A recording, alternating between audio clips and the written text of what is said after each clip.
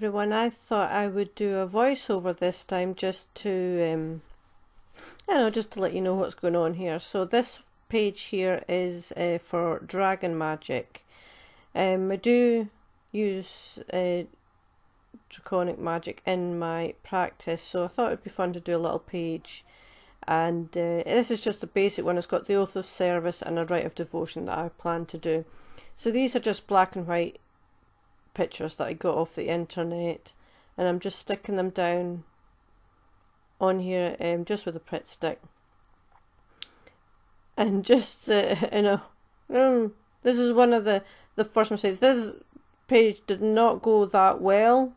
I made a couple of mistakes, so I just decided to show it anyway, because that's just part of the process. You make mistakes, you try and fix them. Sometimes you can manage and sometimes you can't. So this is me just using my gelatos and then just going over it with a baby wipe, which just, as you can see, just blends it all in. This was probably one of my first mistakes. I did it too much over.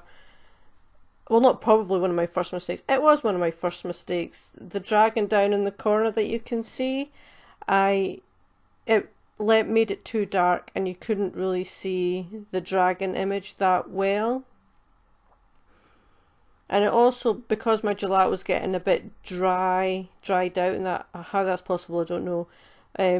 You can still see where it's where I've scribbled.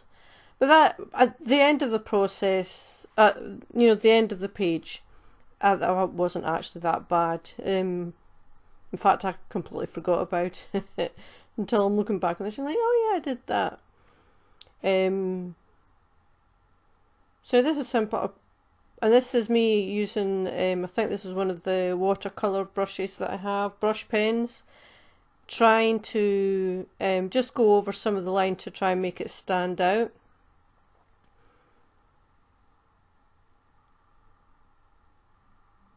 And yeah, it kind of looks okay, but I realised it was just going to take too much work to get it looking decent. It would be like painting the whole thing again, and it was just coming out too dark. And I decided that, in the end, I didn't like it. I tried to soften the colours, because it's a watercolour brush pen, just to use some of the water. But then I decided, no, I'm just going to take the whole thing off and try something else. And that's the great thing about this this art project that I'm doing, is that you can change your mind and try something else. It doesn't have to be perfect. It's not for anybody else but me. And it's just a fun thing I thought I would share with you folks on YouTube. So then I'm just trying to blend that picture back in again. And then trying to learn from my mistake and not work it too much. Because that was one of my problems, is that I need to blend a bit more, and then you've buggered it up. Which is exactly what I do later on when I try to put the title on, so I will show you that later. Excuse me, just yawning there. I just thought, I've stuck the oath of service down, as you can see. I printed it off on the computer because it is actually in my main book of shadows. And then this is just to make it look like smoke that the dragons exhaled, sort of thing. It looks a bit dark just now, but by the end it looks fine. I've just softened all the edges round about because it was the watercolour brush pen, which is new to me, and I don't think I'm too great at using them just yet. Because like I've said before, I'm not an artist. I just like doing crafts and things like that, and it's all a learning process. And you just have to show them the good with the bad. So this is some matte medium putting down just to kind of seal all that in, because just so I can put other things down, and that doesn't smudge all that, if you see what I mean, and then it ends up it's just like a dirty mess. But if you can seal it between a few layers, it keeps it kind of clean. So this is some just some like leaf gold stuff, but this one, as you can see, it's got a pattern on it, and I thought it would be nice to put on the page and make it kind of like dragon scales, something like that. And I wasn't too fussed about having them all the perfect size and all uniform and things like that. I thought, no, put gold in it. It can either be dragon scales or it's horde, since, you know, dragons love gold, apparently. So this is just putting some matte medium down again, just so I can stick this down onto it. And I really did like the way this turned out, and it gives it a lovely shimmer as well. And you can see I didn't show the whole process because that would have been really, really long. And then I just keep taking little bits and sticking it down. I mean, you can see that some of them look, it's like a really big bit I've picked up, and then by the time you've stuck it down, it can be like quite small. Obviously some stay quite big, but that's fine. And then just keep going, just keep doing that.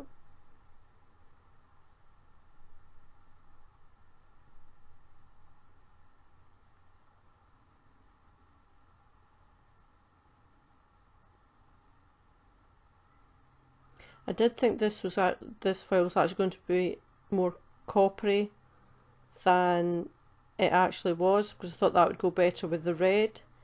But no, it looks really nice, I think, and it stands out quite nicely against the red background.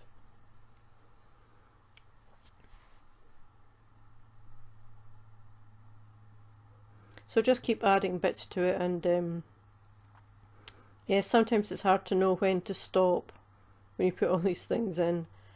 So then I just decided I want to do a little border around the page. For no particular reason, I just thought it would look a bit better with a nice little border. And I'm just drawing with the pencil just now, just to kind of line it up, because I haven't measured it or anything, I'm just doing it by eye. And then I'm just going in with a black marker and marking those lines out properly. Now I was going to avoid the pictures, but as you can see, when I did that line, I just went straight through that one, so I ended up having to do it with all of them, but it looks fine. And that's when I realised, oh, I should just go through everything. So I don't know how many people actually work with dragons in their practice. I've done it for a couple of years now, and I really enjoy the energy that comes from working with dragons. I have kind of let it slip a little in the past few months, but starting up this project again, when I say let it slip, I don't mean I haven't been doing anything, I have. But yeah, just getting back into it again has been great. So here I started drawing out the title, but I didn't like what I was doing. As you can have probably seen already, my writing is absolutely terrible, but I don't let that stop me, and I think that's important when you're doing your own book of shadows. You might not be an artist, you might not have great handwriting, but it's your book. You can do whatever you want with it. You could cover it with newspapers if that's what you want to do, if you think that has meaning for you. So I think that's what's important. Now this is the big mistake that I made coming up here, forgetting that water brushes need time to dry.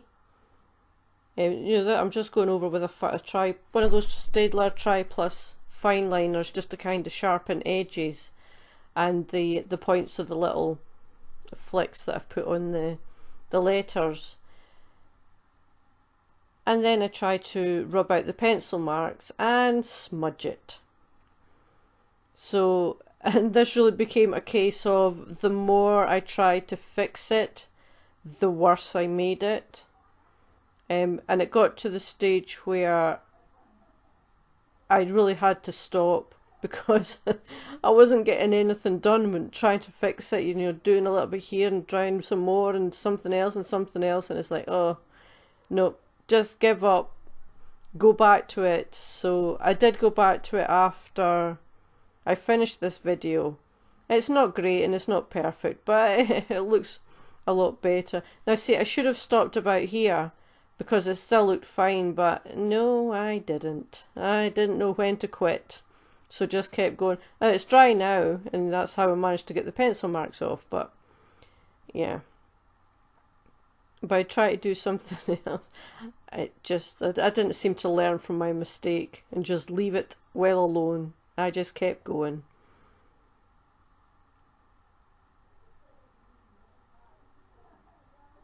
But the way to look at it is it makes it more personal for you. You can say, oh, this page, what a pain in the arse it was, and I just made things worse, and oh, but, you know, I love it really.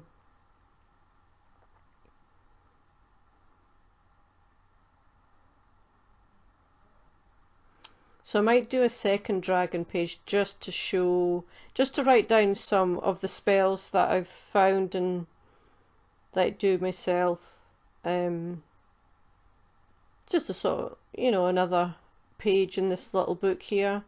And I might do the same with the sea magic. I did the turtle magic, which I really enjoyed doing.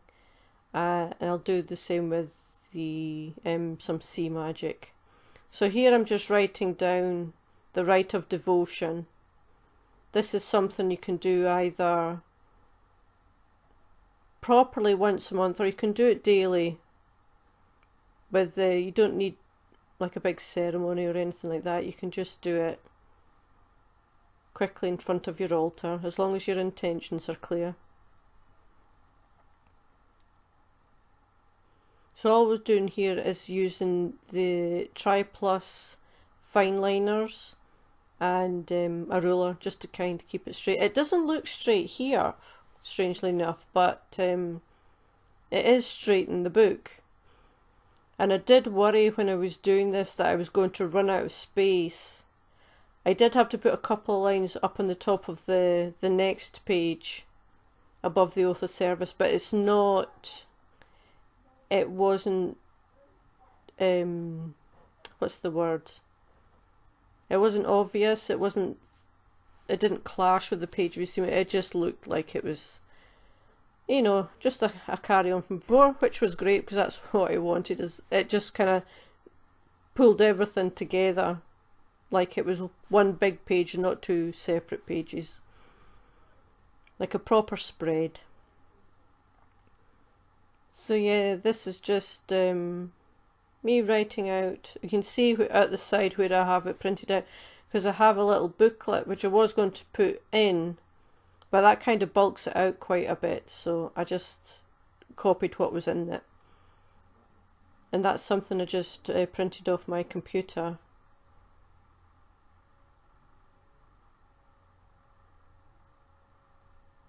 So there's not an awful lot to say that's exciting about this part. It's just me writing.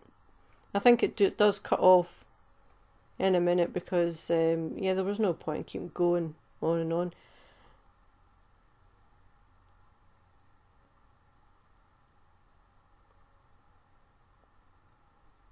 And like I said, my writing is not terribly great, but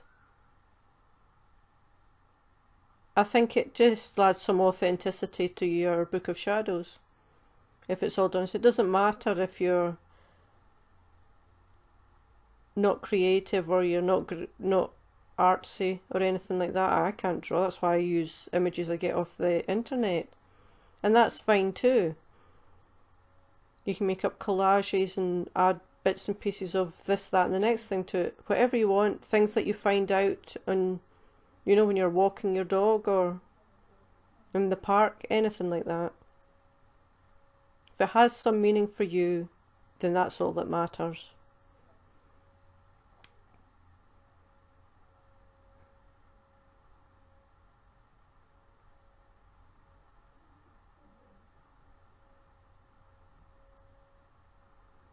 So this is just the end bit. Let's say, there was no point in reading all that or watching me do all that writing.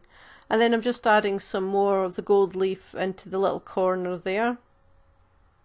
It does look like somehow it managed to smudge that, but I didn't really where the gold is. But I did do something to the layers again and try to fix it once again, and it just, oh dear. It just became a bit of a mess. But I think I've rectified it now. Excuse me. I'm very tired. I was working at 5 this morning.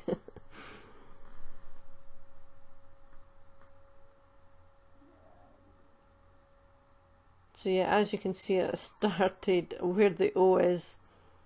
It got too wet and it started like wearing a hole in it, and yeah, that's when I decided enough's enough. I think I just need to do some camouflage work now and just leave it.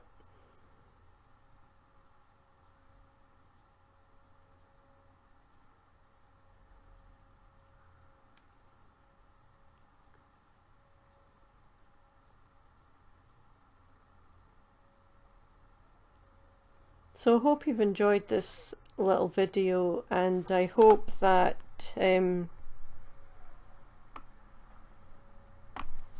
you'll like and subscribe or leave me a comment. Let me know if you actually followed in the dragon path in your magic practice, or if you're interested in it. There's lots of people on YouTube. That's maybe an exaggeration, not lots of people, but there are a few people who do videos on dragon magic. And there's Facebook groups as well if you want to join them, find out more. See, not learned my lesson, still trying to work that bit.